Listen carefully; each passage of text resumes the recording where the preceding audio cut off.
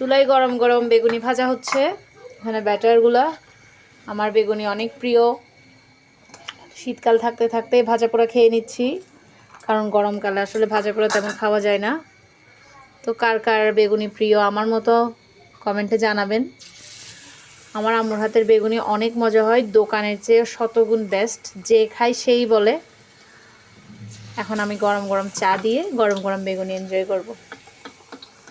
ধোয়া উঠতেছে ক্যামেরায়। একদম ফুলকো ফুলকো হয় আম্মুর হাতের বেগুনি। এই তো খেতে বসে পড়লাম, খেয়ে দেখি। একদম ফুলকো, অতিরিক্ত মজা, মানে বলে বোঝানো যাবে না কতটা মজা হয়েছে।